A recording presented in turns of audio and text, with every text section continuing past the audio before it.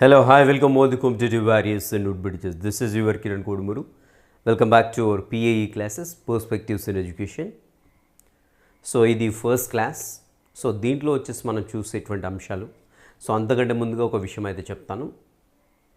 మన watts behind అనేటువంటి app అనేది మనకి రెడీగా ఉంది.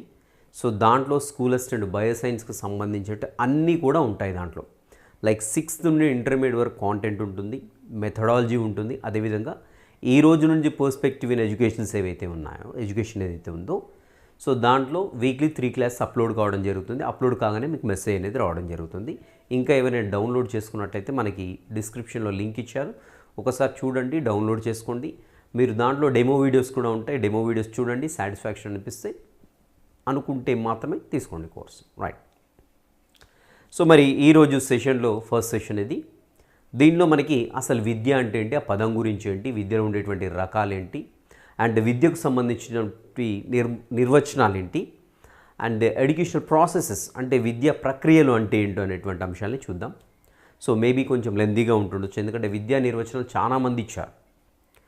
అదేవిధంగా లాస్ట్ 2017 టీఆర్టీలో చూసినట్లయితే ఈ విద్యా నిర్వచనాలు క్వశ్చన్ రావడం జరిగింది. సో కాబట్టి అన్ని నిర్వచనాలు తప్పకుండా యాడ్ చేయాలి. సో నిర్వచనాల మీద ఏమైనా నిమోనిక్స్ క్రియేట్ చేసుకుంటే చేసుకోండి, ఓర్ ఎల్స్. సో ఆ నిర్వచనంలో అసలు ఎసెన్స్ ఏంది, సో దాంట్లో ఉండే థీమ్ ఏంది ఆ నిర్వచనంలో, సో దాన్ని గుర్తుపెట్టుకుంటే సరిపోతుంది. లేదంటే సో ఇంకా ఆ యొక్క నిర్వచనమే డెఫినేషన్ ఏదైతే ఉందో ఆ డెఫినేషన్లో ఏదైనా పర్టికులర్ కీవర్డ్, సో ఆ కీవర్డ్ అనేది ఇంకో డెఫినేషన్లో రావద్దు. సో ఆ సైంటిస్ట్ పేరు ఆ కీవర్డ్ రాసుకోండి, ఆ కీవర్డ్ కనపడితే సైంటిస్ట్ పేరు పెట్టేటట్టుగా మనకి ఛాన్స్ ఉంటుంది. రైట్, చూద్దాము. ఫస్ట్ అసలు విద్య నిర్వచనం ఏంటి అని చూసినట్లయితే, సో ఇవి తర్వాత చూద్దాం. ఇక్కడ కింద రాసాను, నేను యాక్చువల్గా పైన రాసి ఉండే మర్చిపోయాను. సో విద్య అనేటువంటి పదం ఏదైతే ఉందో మనకి విద్ అనేటువంటి సంస్కృత పదం నుండి డిరైవ్ చేశారు. పదం పేరు గుర్తుపెట్టుకోండి, విద్. అదే పదం అని చూసినట్లయితే సంస్కృత పదం. సో మరి దీనికి అర్థం ఏంటి అంటే చాలా ఇచ్చాడు, అన్నీ కూడా కంపల్సరీ గుర్తుపెట్టుకోండి. సో ఒకటి వచ్చేసి తెలుసుకోవడం, సంభవించడం, కనుగొనడం, భావించడం, అవగాహన. సో ఇవన్నీ కూడా దాని యొక్క మీనింగ్స్ అన్నమాట.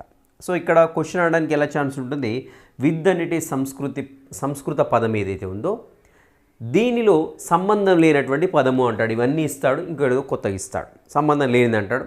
సో అదే అవుతుంది ఆన్సర్. సో కాబట్టి వీటిని ఖచ్చితంగా గుర్తుపెట్టుకోవాలి. సో మరి ఖచ్చితంగా గుర్తుపెట్టుకోవాలి. చిన్న సెంటెన్స్ అయితే చెప్తాను, గుర్తుండిపోతుంది. సో ఇక్కడ చూడండి, సింపుల్. విద్య అంటే సింపుల్, మనకి విద్య గురించి తెలుసుకోవడం పెద్ద, కనుక్కోవడం పెద్ద అసంభవం ఏం కాదు కదా. సో అదే సెంటెన్స్ ఇక్కడ, విద్య గురించి తెలుసుకోవడం, కనుక్కోవడం అసంభవం ఏమీ కాదు. సో మరి దీంట్లో ఏంటో చూద్దాం ఒకసారి. సో విద్య అంటే మనకి ఏంటంటే తెలుసుకోవడం, కనుక్కోవడం. ఇక్కడ వచ్చేసాయి రెండు, తెలుసుకోవడం, కనుక్కోవడం. సో మరి మిగిలినటువంటి పదాలు ఇక్కడ ఎక్కడ ఉన్నాయని చూసినట్టయితే, ఆ అంటే చూడండి అవగాహన, రైట్. సమ్ అంటే సంభవించడం, ఓకేనా.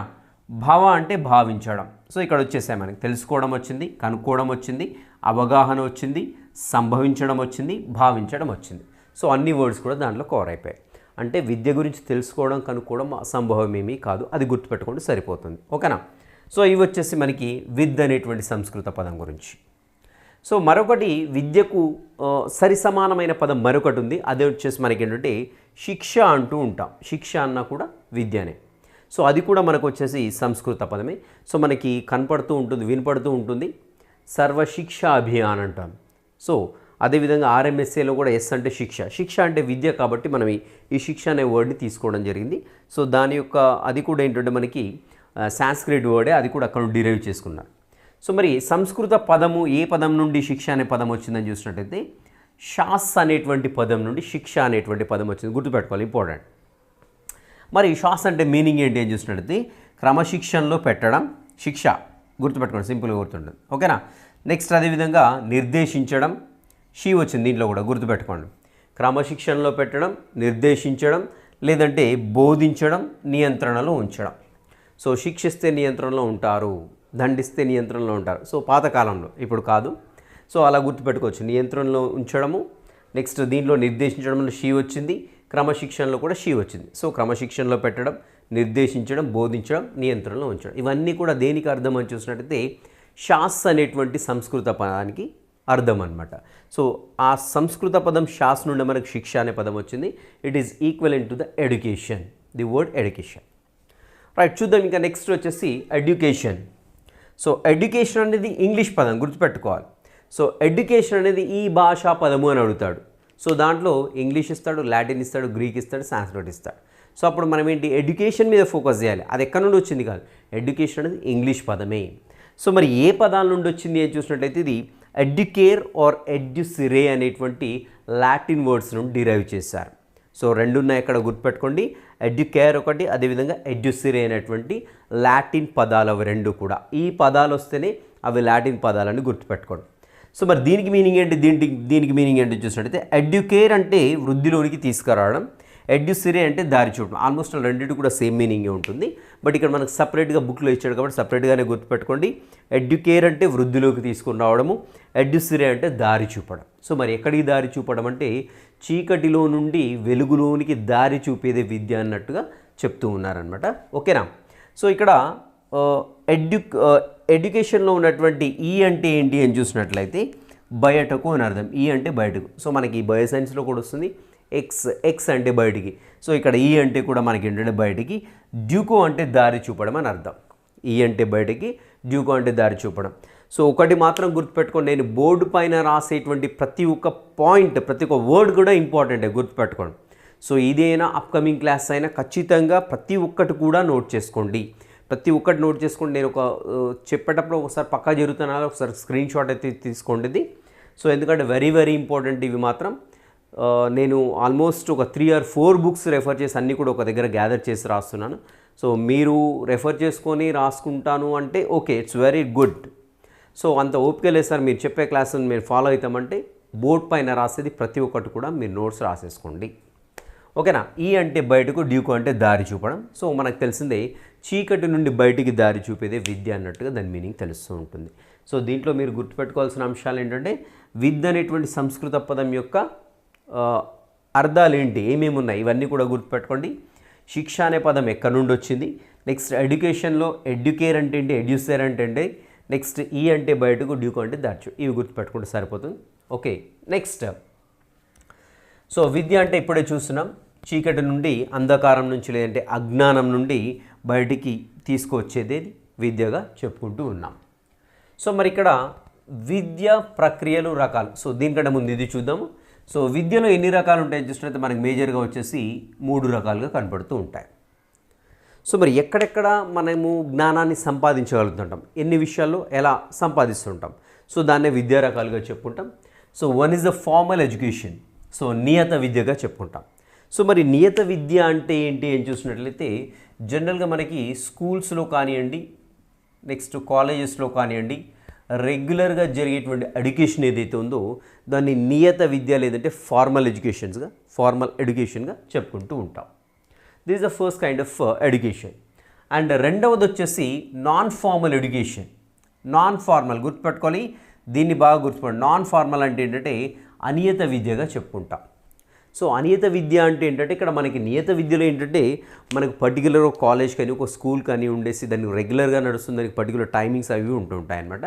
సో వేరాజ్ అనియత విద్యలో వచ్చేసి మనకి దూర విద్య కావచ్చు, ఓపెన్ స్కూలింగ్ కావచ్చు, ఇలాంటివన్నీ ఉంటాయి. అంటే వీళ్ళకి ఏంటంటే రెగ్యులర్గా స్కూల్కి వెళ్ళడం, రెగ్యులర్గా కాలేజ్కి వెళ్ళడము, నేర్చుకోవడం ఇలాంటిది అనేది ఉండదు. అలా నేర్చుకున్నట్లయితే దాన్ని ఏమంటామంటే నాన్ ఫార్మల్ ఎడ్యుకేషన్గా చెప్పుకుంటాం. సో దీంట్లో వచ్చేసి మనకి డిస్టెన్స్ మోడ్ ఆఫ్ ఎడ్యుకేషన్ రావచ్చు, డిస్టెన్స్ మోడ్ ఆఫ్ ఎడ్యుకేషన్ కావచ్చు, లేదంటే ఓపెన్ స్కూలింగ్ కావచ్చు, ఓపెన్ ఎడ్యుకేషన్.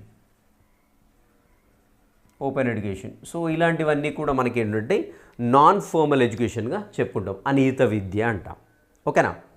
నెక్స్ట్ వచ్చేసి మూడోది గుర్తుపెట్టుకోండి, ఇన్ఫార్మల్ ఎడ్యుకేషన్. సో కన్ఫ్యూజ్ కావద్దు, ఇక్కడ నాన్ ఫార్మల్ వేరు, ఇన్ఫార్మల్ వేరు. సో ఎలా కన్ఫ్యూజ్ కాకుండా గుర్తుపెట్టుకోవాలి నేను చెప్తాను. సో దీన్ని ఏమంటామంటే మనము యాదృచ్ఛిక విద్య. యాదృచ్ఛిక అంటే యాక్సిడెంటల్గా జరిగేటువంటి విద్యని యాదృచ్ఛిక విద్య అంటాము, లేదంటే దీన్ని ఆకస్మిక విద్య అంటాము, లేదంటే సంఘటనాత్మక విద్య అంటాం. గుర్తుపెట్టుకోవాలి, 3 పేర్లు ఉన్నాయి. ఇన్ఫార్మల్ ఎడ్యుకేషన్కి 3 పేర్లు ఉన్నాయి: యాదృచ్ఛిక విద్య, ఆకస్మిక విద్య, సంఘటనాత్మక విద్య. ఏంటి మనకి ఇక్కడ మీనింగ్లోనే కనపడదు. యాదృచ్ఛికంగా అంటే అనుకోకుండా జరిగేది, ఆకస్మికంగా సడన్గా జరుగుతూ ఉంటుంది, సంఘటనాత్మకంగా ఏదైనా ఒక సంఘటన ద్వారా మనం కొత్త విషయాన్ని నేర్చుకుంటూ ఉంటాము. సో కాబట్టి వీటిని అన్నింటినీ కూడా మనము ఇన్ఫార్మల్ ఎడ్యుకేషన్గా చెప్పుకుంటాం. ఏంటి ఇది అని చూసినట్లయితే దీనికి పెద్దగా మనకి బుక్స్, స్కూల్స్ ఇవన్నీ కూడా ఏమీ ఉండదు. మనం నిజ జీవితంలో నేర్చుకునేటువంటి జ్ఞానం ఏదైతే ఉందో దాన్ని యాదృచ్ఛిక విద్యగా చెప్పుకుంటాం. నిజ జీవితంలో ఎదురయ్యేటువంటి అనుభవాల ద్వారా నేర్చుకునేటువంటి విద్య ఏదైతే ఉందో దాన్ని సంఘటనాత్మక విద్య అంటాం. ఉదాహరణకు ఒక నిప్పును తొక్కాము, లేదంటే ఒక ముళ్ళు కాలికి గుచ్చుకుంది. సో నెక్స్ట్ టైం మళ్ళీ ముళ్ళును మనం నేర్చుకుంటాం. ఓహో, దీన్ని తొక్కితే నాకు గుచ్చుకుంటుంది, నొప్పిలేస్తుంది, రక్తం వస్తుంది.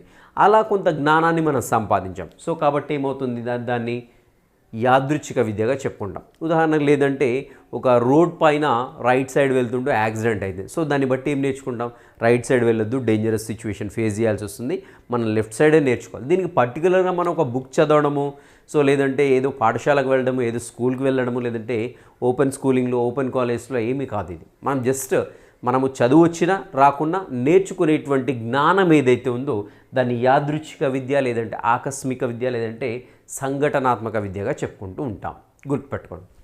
సో ఇక్కడ మనకి ఇన్ కేస్ ఇంగ్లీష్లో వర్డ్స్ ఇచ్చాడు, నాన్ ఫార్మల్, ఇన్ఫార్మల్. ఇక్కడ కన్ఫ్యూజ్ కావడానికి ఆస్కారం ఉంటుంది. సో ఇక్కడ వెరీ సింపుల్, ఇన్ అంటే ఇంటి దగ్గర అని గుర్తుపెట్టుకోండి. ఇంటి దగ్గర. సో ఇంటి దగ్గర అంటే రకరకాల అనుభవాలు, రకరకాల ప్రాబ్లమ్స్ ఫేస్ చేస్తూ, రకరకాల సంఘటనలు ఫేస్ చేస్తూ మనం నేర్చుకుంటూ ఉంటాం. సో కాబట్టి దీన్ని ఇన్ఫార్మల్ అంటే ఇంటి దగ్గర అని గుర్తుపెట్టుకోండి. అంతే, ఇది ఒకటి గుర్తుపెట్టుకుంటే ఆటోమేటిక్గా ఫార్మల్ ఎడ్యుకేషన్ మనం రెగ్యులర్గా ఉండేది. సో ఇది కాకుండా ఉండేది non formal education. Okay, so ఇవి వచ్చేసి మనకి విద్యలో ఉండేటువంటి రకాలు.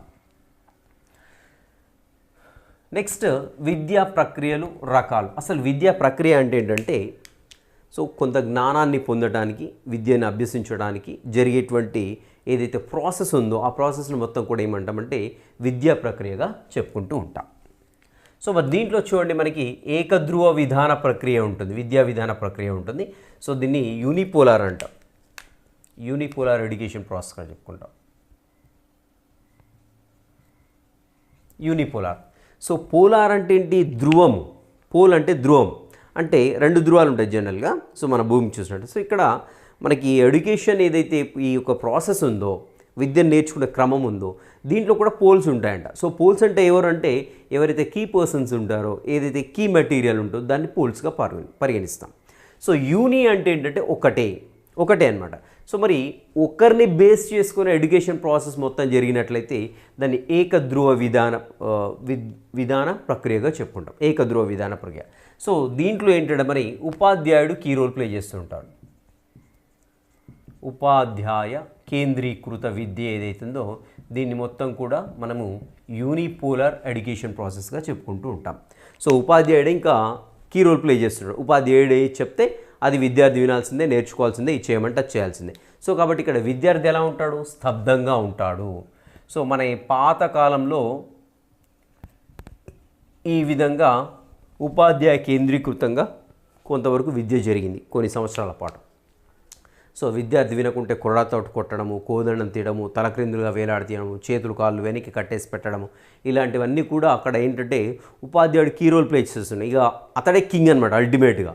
సో అలాంటి ప్రక్రియ ఏదైతే ఉందో దాన్ని ఏమంటామంటే ఏకధ్రువ విధాన ప్రక్రియగా చెప్పుకుంటూ ఉంటాం. అండ్ యూనిపోలార్ ఎడ్యుకేషన్ ప్రాసెస్గా చెప్పుకుంటాం. రెండవది వచ్చేసి ద్విధ్రువ విధాన ప్రక్రియ. సో దీన్ని ఏమంటామంటే బైపోలార్గా చెప్పుకుంటూ ఉంటాం. సో బైపోలార్ ఎడ్యుకేషన్ ప్రాసెస్గా చెప్పుకుంటాం. బైపోలార్ ఎడ్యుకేషన్ ప్రాసెస్గా చెప్పుకుంటాం. సో దీన్ని ఇంట్రడ్యూస్ చేసిన వాళ్ళు ఎవరంటే ఆడమ్స్. గుర్తుపెట్టుకోవాలి, పేర్లు వెరీ ఇంపార్టెంట్. సో మనకి ఎక్కడైతే తత్వవేత్తలు వస్తుంటారో వాళ్ళ పేర్లు కంపల్సరీ గుర్తుపెట్టుకోండి. ఆడమ్స్ అనే అతను మనకి బైపోలార్ ఎడ్యుకేషన్ ప్రాసెస్ అనేది చెప్పడం జరిగింది. సో ఇక్కడ ఏంటంటే మనకి టీచర్ అదేవిధంగా ప్యూపల్. సో టీచర్ మరియు స్టూడెంట్ అంటే ఇద్దరు కూడా చాలా ఇంపార్టెంట్. సో ఇద్దరు కూడా ఇంపార్టెంట్, ఇద్దరికి ప్రాముఖ్యత ఇవ్వడం జరుగుతుంది. కాబట్టి ద్విధ్రువ, రెండు ధ్రువాలున్నాయి. ఎవరెవరు ఆ ధ్రువాలని చూసినట్లయితే ఉపాధ్యాయుడు అదేవిధంగా విద్యార్థి. సో వీళ్ళిద్దరు కూడా ఎడ్యుకేషన్ ప్రాసెస్లో ఈక్వల్ రోల్ ప్లే చేస్తూ ఉంటారు. కాబట్టి దాన్ని ద్విధ్రువ విధాన ప్రక్రియగా చెప్పుకుంటున్నాం. సో బైపోలార్ ఎడ్యుకేషన్ ప్రాసెస్గా చెప్పుకుంటాం. నెక్స్ట్ త్రిధ్రువ విధాన ప్రక్రియ. సో త్రిధ్రువ విధాన ప్రక్రియ మనకి పరిచయం చేసింది ఎవరంటే ఆడమ్సన్. ఇక్కడ ఆడమ్సన్ నుంచి బుక్లో ఇవ్వడం జరిగింది. సో అలాగే గుర్తుపెట్టుకోండి, త్రిధ్రువ విధాన ప్రక్రియని మనకు పరిచయం చేసిన వాళ్ళు ఎవరు అని చూసినట్లయితే ఆడమ్సన్. సో మరి ఈ విధాన ప్రక్రియను రక్షించింది ఎవరని చూసినట్టయితే జాన్ డ్యూ, గుర్తుపెట్టుకోవాలి. సో ఇలాంటి వాటి కానుండే క్వశ్చన్ దిగుతూ ఉంటుంది. సో మనం కన్ఫ్యూజ్ కావడానికి, సో ఏదో లైట్గా అలా చదువుకుంటూ వెళ్ళామనుకుంటే కన్ఫ్యూజ్ అవుతుంది. సో మనకి ఏది చదివినా వెరీ ప్రీషియస్గా, సో వెరీ అక్యురేట్గా చదవండి. సో దాంట్లో ఉన్నటువంటి మైనర్ డిఫరెన్స్ ఏంటో అబ్జర్వ్ చేయండి. సో ఇక్కడ మనకి ఆడమ్స్ అనేదేమో ఈ త్రిధ్రువ విధాన ప్రక్రియను పరిచయం చేశాడు.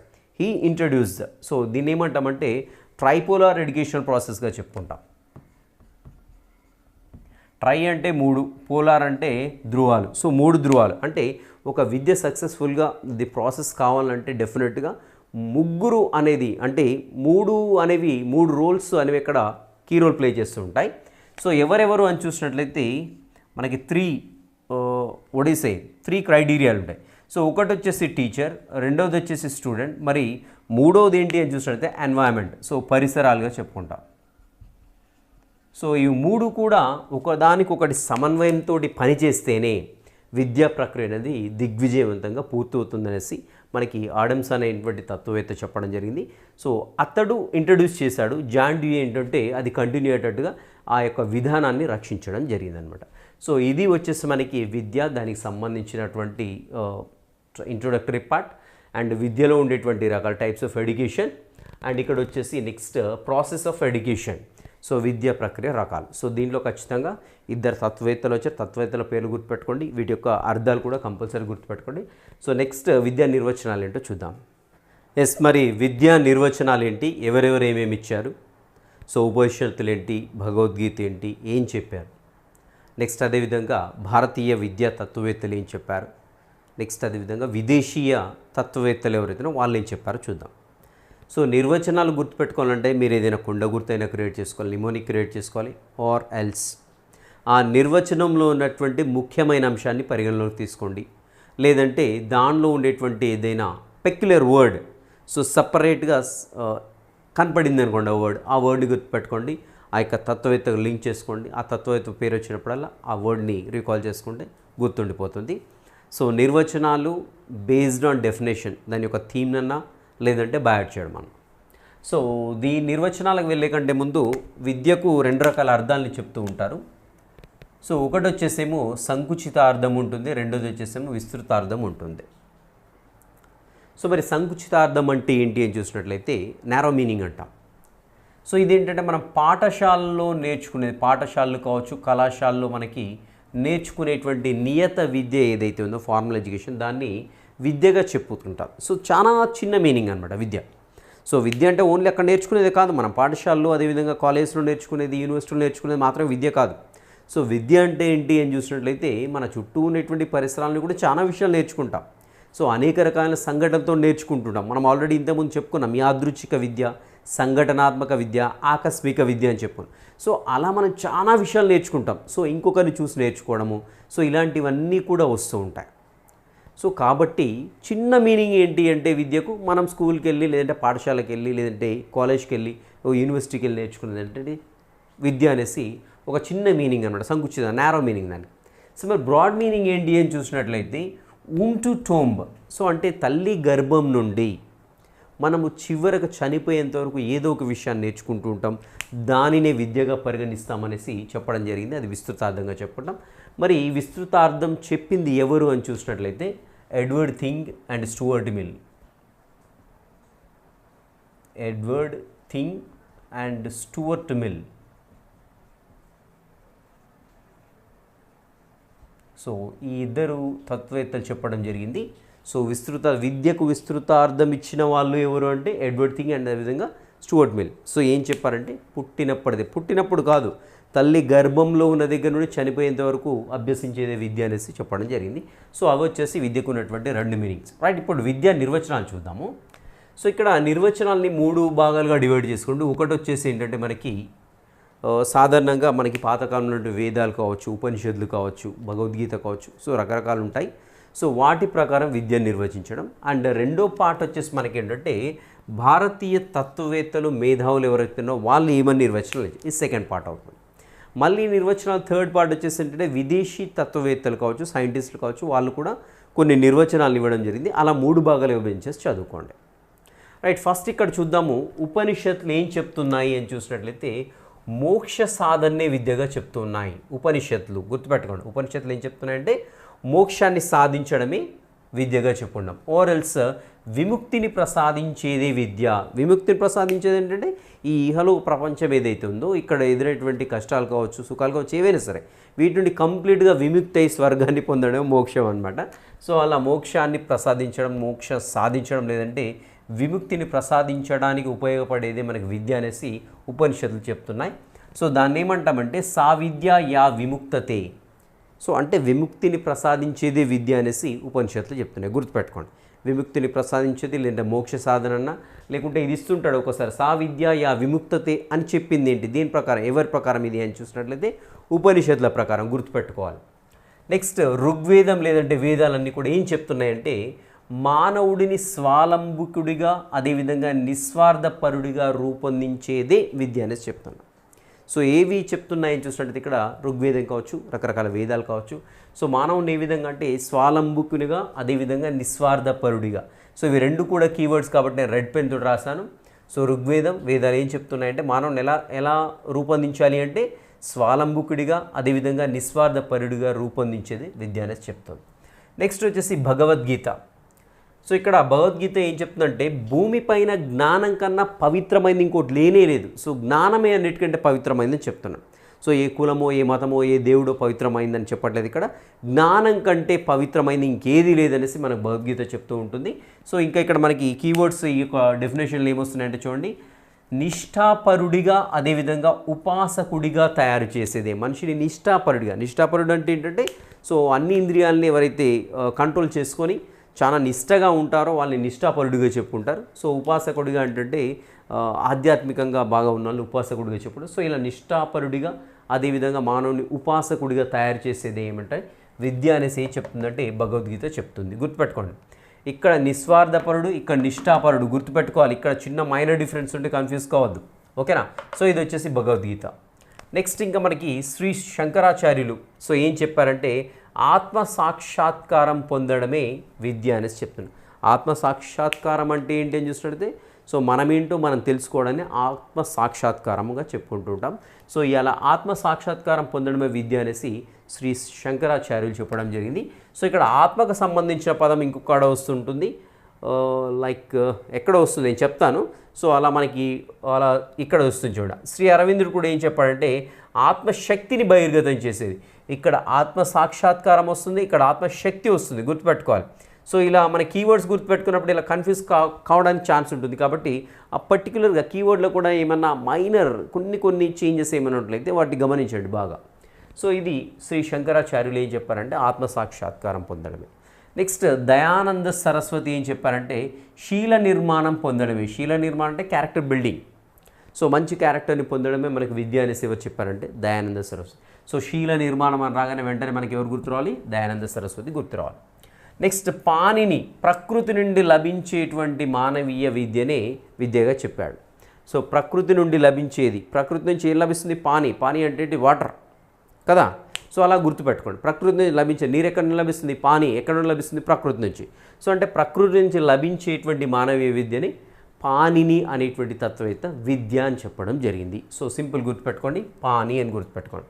నెక్స్ట్ స్వామి వివేకానందుడు ఏం చెప్పాడంటే మానవునిలోని దైవత్వాన్ని బయటికి తీసేది. సో ప్రతి ఒక్క మానవునిలో కూడా దైవం దాగి ఉంటుంది, దాన్ని బయటికి తీయడమే విద్య అనేసి చెప్పడం జరిగింది. సో వివేకానందుడు ఎలా ఉంటాడు? ఇలా ఉంటాడు. మీరు బాగా అబ్జర్వ్ చేసినచ్చు, బ్యాక్ సైడ్ ఒక పెద్ద లైట్ లాగా, సో ఒక పెద్ద వెలుగులాగా కనపడుతుంది. సో అంటే దేవునిలాగా కనపడుతూ ఉంటాడు, అలా గుర్తుపెట్టుకోండి. సో లోపల ఉండేటువంటి దైవత్వం ఏదైతే ఉందో దాన్ని బయటికి తీయడాన్నే విద్య అనేసి స్వామి వివేకానందుడు చెప్పాడు. సో నెక్స్ట్ శ్రీ అరవిందుడు ఏం చెప్పాడంటే ఆత్మశక్తిని బహిర్గతం చేసేదే విద్య అని చెప్పాడు. అరవిందుడు ఆత్మశక్తి గుర్తుపెట్టుకోవాలి, ఆ వస్తుంది.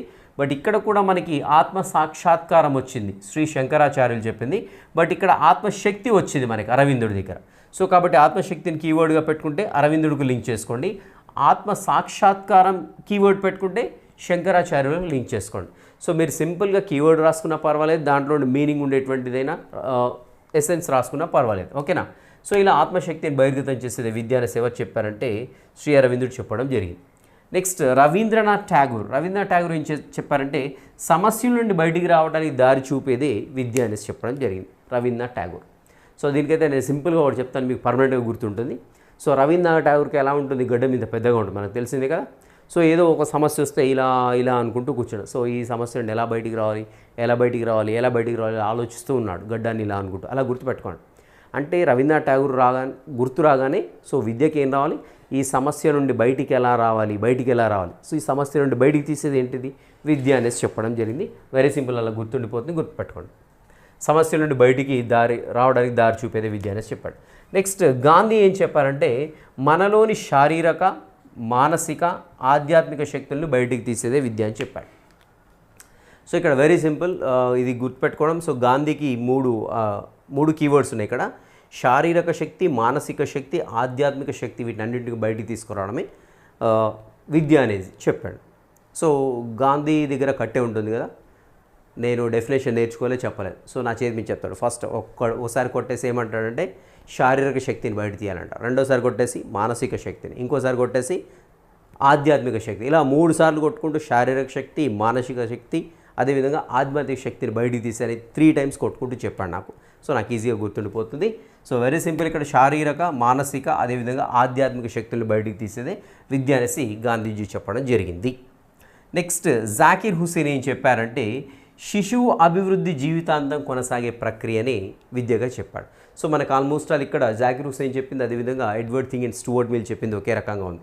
సో జీవితాంతం కొనసాగే ప్రక్రియ అనేసి చెప్పడం జరిగింది. అక్కడ కూడా మరి జీవితాంతం కొనసాగే ప్రక్రియ, బట్ ఇక్కడ శిశువు నుండి మొదలుపెట్టారు, అక్కడ ఏంటి ఊంబు నుండి, గర్భం నుండి మళ్ళీ నెక్స్ట్ సమాధిలో వెళ్ళేంత వరకు అని చెప్పారు. ఇక్కడ వచ్చేసి జాకిర్ హుసేన్ శిశువు అభివృద్ధి జీవితాంతం కొనసాగే ప్రక్రియని మనకి విద్యగా చెప్పడం జరిగింది జాకిర్ హుసేన్.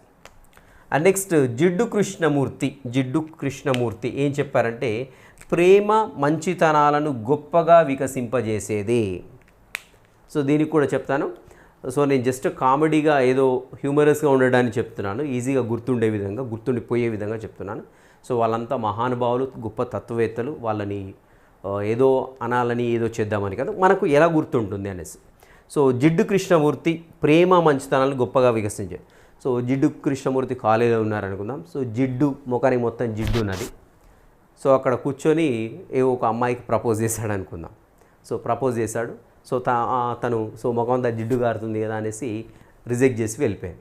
సో అప్పుడు ఏం చేశాడంటే తనకు చెప్పాడు, సో అసలు ఈమెకు ప్రేమ లేదు, మంచితనం లేదు, సో అంటే విద్య లేదు ఈమెకు. సో అలాంటి ప్రేమ మంచితనంని ఉంటే దాన్ని గొప్పగా వికసించేటట్టుగా చేసినట్లయితేనే అదే విద్యగా చెప్పాడు. సో జిడ్డు కృష్ణమూర్తి ఏం చెప్పాడంటే ప్రేమ మంచితనాల్ని గొప్పగా వికసింపజేసేదే విద్య అనేసి చెప్పడం జరిగింది. గుర్తుపెట్టుకోండి, అది ఒక చిన్న స్టోరీ, జస్ట్ కామెడీ స్టోరీ, ఓకేనా. నెక్స్ట్ సర్వేపల్లి రాధాకృష్ణ ఏం చెప్పారంటే బుద్ధికి శిక్షణ బ్రెయిన్, ఓకేనా, హృదయాన్ని సంస్కరింపజేసి, అంటే హృదయం అంటే హర్ట్ రకరకాల పిచ్చి ఆలోచనలు చేస్తూ ఉంటుంది. సో దాన్ని సంస్కరించాలంటే చెడుని తీసేసి మంచిని పెట్టేసేయాలి. అలా ఉంటే దాన్ని ఏమంటామంటే హృదయాన్ని సంస్కరించడం అంటాం. సో బుద్ధికి శిక్షణ అంటే బ్రెయిన్కి ట్రైనింగ్ కావాలి, ఓకేనా. నెక్స్ట్ ఆత్మను క్రమశిక్షణలో పెట్టేది. ఆత్మని క్రమశిక్షణ అంటే ఆత్మలో కూడా ఏంటంటే మనకి సో దైవత్వం వైపు లేదంటే ఆధ్యాత్మిక చింతన వైపు వెళ్ళినట్లయితే దాన్ని ఆత్మను క్రమశిక్షణలో పెట్టడం అంట. సో ఇలా మూడింటిని చేసేదే విద్య అనేసి ఎవరు చెప్పారంటే సర్వేపల్లి రాధాకృష్ణ గారు చెప్పడం జరిగింది. సో ఏంటి, బుద్ధికి శిక్షణ, హృదయానికి సంస్కరింపచేయడం, నెక్స్ట్ ఆత్మకి క్రమశిక్షణలో పెట్టేది ఆత్మని. సో ఇక్కడ మీ బుద్ధి అని గుర్తుపెట్టుకోండి, హృదయం అని గుర్తుపెట్టుకోండి, ఆత్మని గుర్తుపెట్టుకోండి. సో ఇక్కడ 3 వచ్చాయి. అదేవిధంగా మనకి గాంధీ గారు చెప్పినట్టుగా శారీరక, మానసిక, ఆధ్యాత్మిక, ఇక్కడ కూడా 3 వచ్చాయి. సో ఇలా డెఫినేషన్ని ఖచ్చితంగా గుర్తుపెట్టుకోండి. మీరు ఏమైనా కోడ్స్ చేస్తే కామెంట్స్లో పెట్టండి డెఫినెట్గా. సో మిగిలిన వాళ్ళకు కూడా యూజ్ అవుతుంటాయి. సో ఇవి వచ్చేసి మనకి ఏంటంటే రకరకాల గొప్ప వేదాలు కానివ్వండి, భగవద్గీత కానివ్వండి, నెక్స్ట్ ఉపనిషత్తులు కానీ చెప్పినట్టు, అదేవిధంగా ఇండియన్ ఫిలాసఫర్స్ ఎవరైనా వాళ్ళంతా కూడా చెప్పినటువంటి డెఫినేషన్. నెక్స్ట్ ఫారెన్ ఫిలాసఫర్స్ ఏం చెప్పారో ఒకసారి చూద్దాం. రైట్, విద్యకు సంబంధించినటువంటి మరికొన్ని నిర్వచనాలు, విదేశీయ తత్వవేత్తలు ఏం చెప్పారో చూద్దాం. సో దానికంటే ముందు ఒకటి ఉన్నది, కొఠారి ఏం చెప్పారో అన్నది. సో మనకి డిఎస్ కొఠారి అని ఎక్కడ వచ్చిన 1964 అనేది చదవాలి అంతే మీరు. ఇంకా కొఠారి 1964. సో కొఠారి అని ఎక్కడ పేరు కనపడ్డా వెంటనే మీరు 1964 కాంబినేషన్ తోటి చదవాలి. సో ఎందుకు మీకు తర్వాత తెలుస్తుంది. సో ఇక్కడ డిఎస్ కొఠారి, దౌలత్ సింగ్ కొఠారి ఏం చెప్పారంటే ప్రజల అవసరాలకు ఆశయాలకు తగినట్టుగా ఉండేది విద్య అని చెప్పారు. ప్రజల యొక్క అవసరాలకు అదేవిధంగా ఆశయాలకు. సో గుర్తుపెట్టకుండా ఆ వచ్చింది ఇక్కడ ఆ కొఠారి. ఓకే, సో ప్రజల అవసరాలకు ఆశయాలకు తగినట్టుగా ఉన్నది విద్య అనేసి చెప్పడం జరిగింది. నెక్స్ట్ వచ్చేసి సోక్రటీస్ ఏం చెప్పారని చూసినట్లయితే తప్పులను తొలగించి సత్యాన్వేషణ చేసేది విద్య అనేసి చెప్పడం జరిగింది. సో ఆల్రెడీ నేను డెఫినేషన్స్ చెప్పినప్పుడు ఎలా గుర్తుపెట్టుకోవాలని చెప్పాను. సో మళ్ళీ ఒకసారి జస్ట్ రివైజ్ చేస్తాను ఇక్కడ. సో ఇక్కడ తప్పులన్నీ ఉన్నాయి. సో ఈ తప్పుల్ని మొత్తం కూడా అటు ఇటు తొలగించారు. దేనికోసం అంటే సత్యాన్వేషణ కోసము తొలగించడం జరిగింది. ఎవరు? సోక్రటీస్. సో తప్పులను తొలగించి సత్యాన్వేషణ చేసేది విద్య అని. జస్ట్ ఈ డయాగ్రామేటిక్ రిప్రజెంటేషన్ గుర్తుపెట్టుకోవడం ఈజీగా గుర్తుంటుంది. ఎవరు? సోక్రటీస్. Next Plato. ప్లేటో ఏం చెప్పారని చూసినట్టయితే సంతోషాన్ని బాధని సమానంగా పొందగల సామర్థ్యమే విద్య అనేసి చెప్పడం జరిగింది.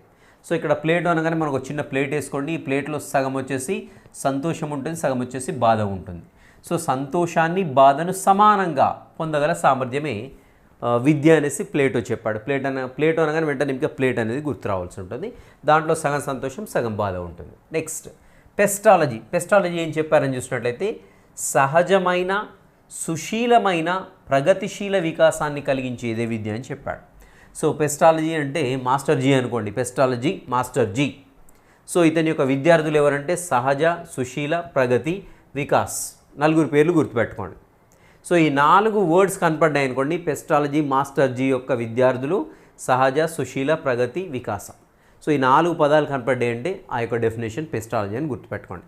సహజమైన, సుశీలమైన, ప్రగతిశీల వికాసాన్ని కలిగించేదే విద్య అనేసి ఎవరు చెప్పారు? పెస్టాలజీ మాస్టర్ జీ చెప్పారు. నెక్స్ట్ కొమినియన్ ఏం చెప్పారు అని చూసినట్టయితే కొమిలియన్ అని గుర్తుపెట్టుకోండి. కొమిలియన్ అని గుర్తుపెట్టుకోండి. ఎందుకో చెప్తాను. సో ఇక్కడ మానవుణ్ణి సార్థకుడిగా తయారు చేసేదే విద్య అనేసి కొమినియన్ చెప్పారు. సార్థకుడిగా అంటే ఏంటంటే ప్రయోజనకారిగా. సో అన్ని రకాలుగా ప్రయోజనకారిగా ఉండాలి.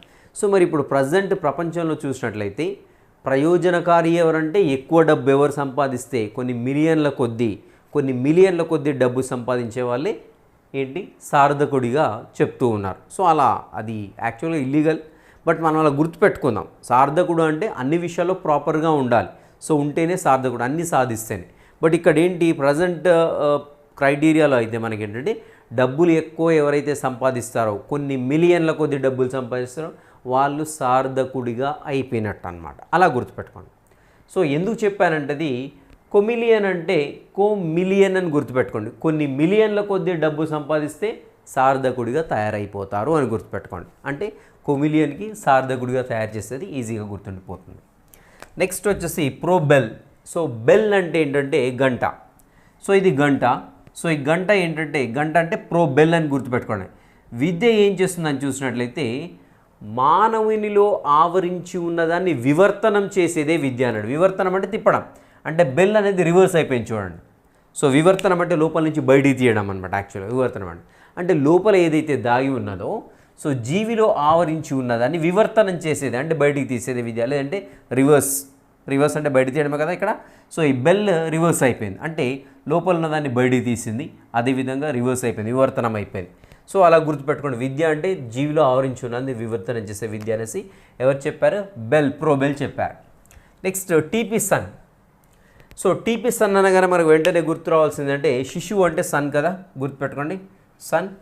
సో ఇతడు ఏం చేశాడంటే కర్తవ్యం నిర్వహించుటకు వికాసం కలిగించేదే విద్య అని చెప్పాడు.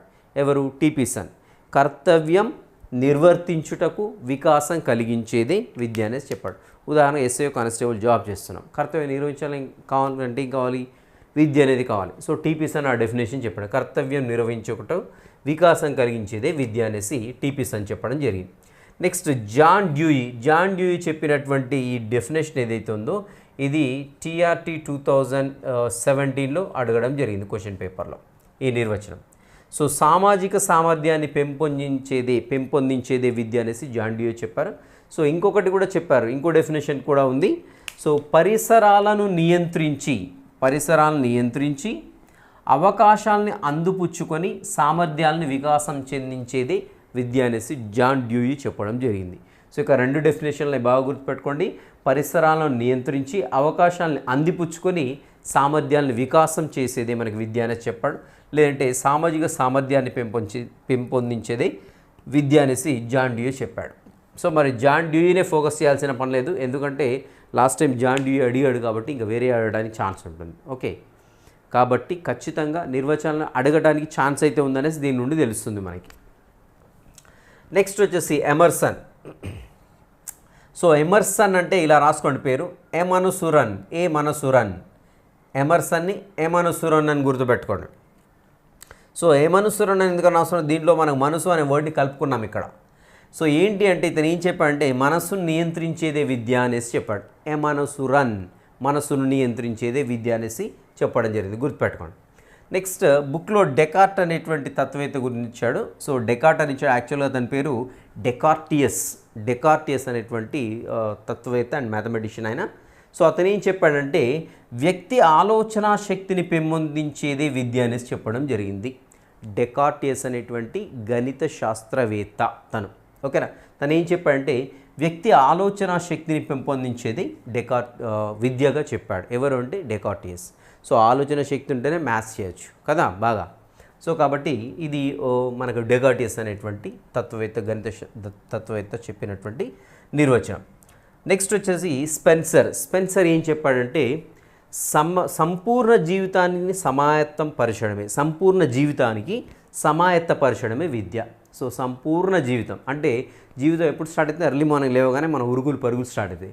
సో స్టార్ట్ కాగానే మనకి టైం లేదనుకోండి, ఏం చేస్తాం మనము స్పెన్సర్ బ్రెడ్ తింటాం, గుర్తుపెట్టుకోండి. అంటే మన జీవితానికి సమాయత్తం కావడానికి మనం ఏదో ఒకటి లోపలేసుకోవాలి. ఏం లోపలేస్తున్నామంటే మనము స్పెన్సర్ బ్రెడ్ని వేస్తున్నాం. అంటే ఇక్కడ సంపూర్ణ జీవితానికి సమాయత్తం ఏం చేస్తుంది, మనకి స్పెన్సర్ చేస్తుంది. సో అలా లింకప్ చేసుకోండి, ఈజీగా గుర్తుండిపోతుంది.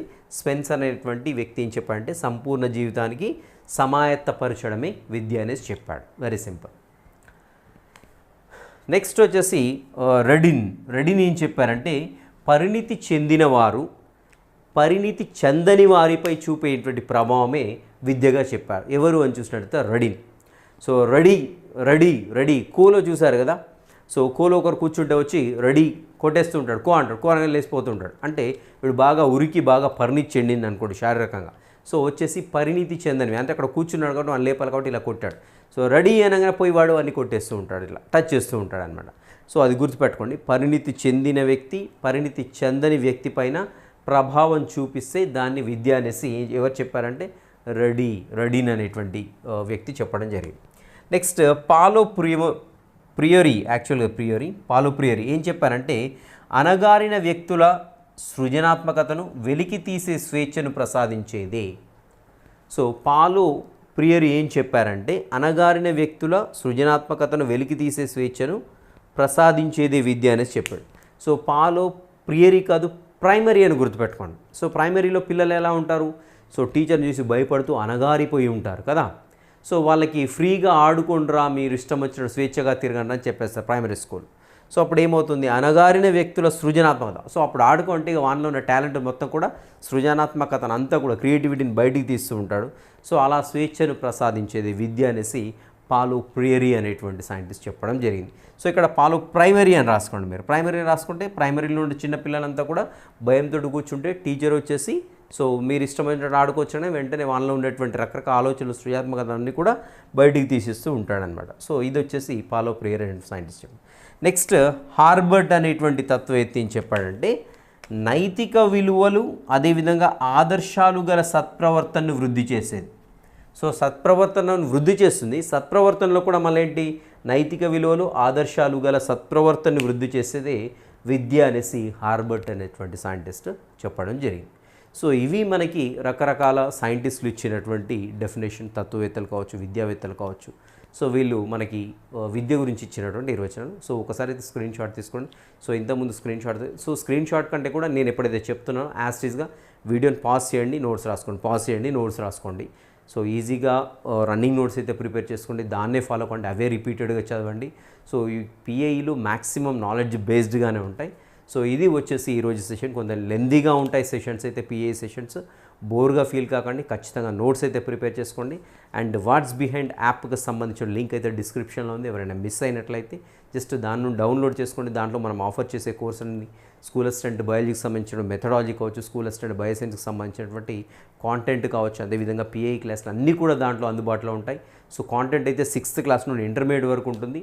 సో అక్కడ నుండి మీరు కోర్సెస్ అన్నీ కూడా యాక్సెస్ చేసుకోవడానికి ఛాన్స్ ఉంది. Okay, will meet you in the next session. Till next session, have a great day.